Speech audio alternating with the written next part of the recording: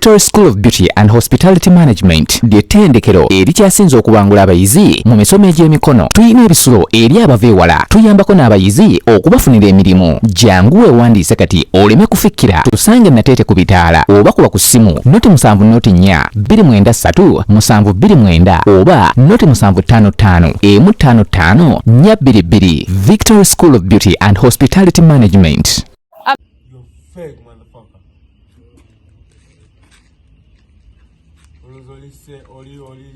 Gambie osobola okuwayo information provided omuntu bansasula lenga big bro UG ayika information abyagala koko so kakati Granade awo n'akulinga chairman bwe yazzo w'ekitundu namuga chairman they had called the chairman n'atuuka then waliwo ne wa police omulala asula era nearby n'ow'amajenga waali so chairman ow'ekitundu ne bageza kukuya patrol y'ekajjansi je mutwale ku police because bageza ko mukulinga boogere ensonga na Granade is just abusive to everyone. So you are not real.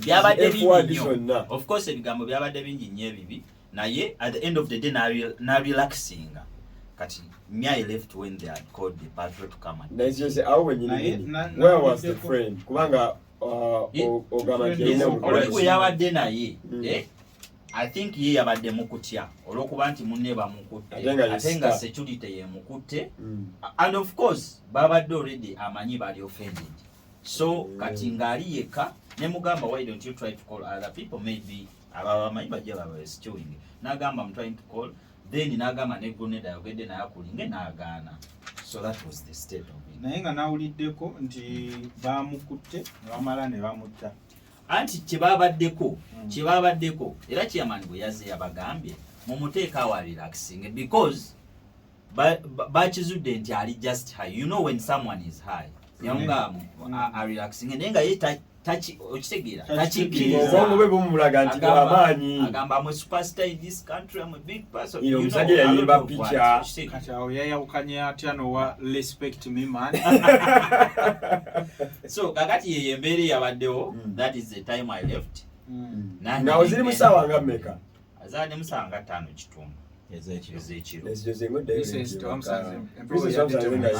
gwe mukulu naye it is tuvudde ku story y'okulwana okudda ku ngalo y'okulwana so is it a nice yabayimbi is it management in a situation like that management is akukkiriza kubeera in a situation like the challenge je nalabyewo no I had new management ya musaini naye nze kibuuzo of course abantu bonna balwana ekyo kiba abantu balwana the only challenge abayimbi gye balemye okutegeera they are not like any other person okitegeera kyova naye kennyini bwe bamukutta tinalyoka atandika onyumya nti muyimbi nejagala neneebuuza nti lwaki tebambuuzizza oba oli muyimbi lwaki okola ebikumalako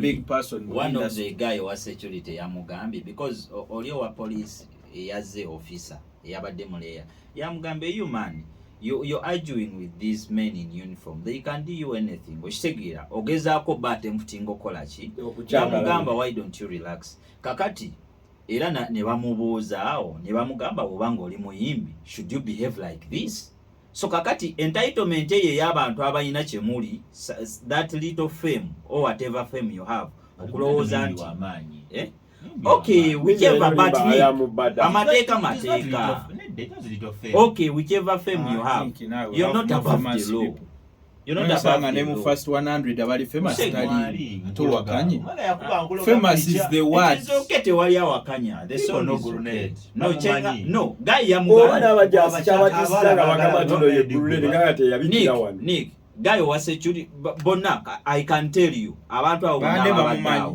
babadde tebamumanyi simple she's not kumanya famous kitegeeza kumanyika okitegeera because yayogedde Granade nga tebalowooza tegenda kwabikira wano ne bagamba kyaleese obuzibu ebibayizo babagenti yabikira wano wansaawo ku King Fahad tuva Mirembe nze Kayima Basiimo ogenze AK47 tugenda kwa itebo kati eke yali avuka ne girlfriend we awetera watayina wetera apolisi batukwala babuza ani gwe mbeke 47 gai ne bayita goni bakiyita abantu abasirikale abalala bano bazze bayine emmundu batulyawo patonga zizenga nnya muyine emmundu tebazize emmotoka awo kumbe omwana yagambye kati Granade bakabaali balowooza tino Granade bera kwabika. Yeah, so nze kyendowooza I think they need to artists need to understand they are already ne story gye twasookeddemu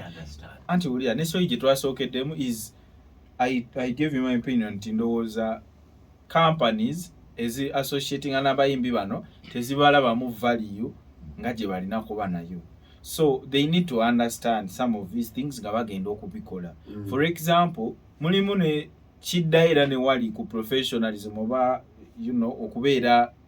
okubeera ne management, okubeera organized. Nti Granade wouldn't be involved in such if he had a serious management.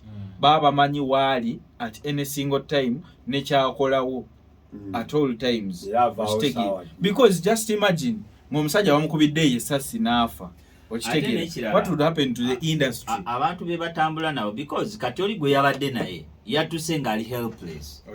Okitegeera. Kati bw'oba ng'otambudde n'omuntu at least tambula n'omuntu someone who can do an impact just in case you're out of your mind. Naye nga ekisinga like the best thing to do is to avoid. You do prevention other than waiting to cure. Nti tomanya kikutuukako. We have seen abayimbi bangi bafunye ebizibu in these situations. Omuyimbi n'afuna obuzibu. Actually in the same line era Granade ngalimu ebyo. One of the guy there said enembeera ono gyalimu twafiirwa bwe tutyo omuyimbi mu mbeera and they were talking about radio. Yadde General Zamba. No, one was on the scene. One of the guys said oli muyimbi katola byokola bino byaviirako omuyimbi omwokufa okitegeera. So kati people know what is happening. Kati abayimbi muyina okuba abeegendeeza because you're not above the law. Yeah, so clearly artists don't have to live their lives like they are normal people. Kasitofuuka famous light ebe kutambulira kuba tuba tukuobservinga buli kyokola nga tukigoberera. Olina ofuula ng'obukaka mu kikulu nnyo mu byonna byokola. You're fake, motherfucker.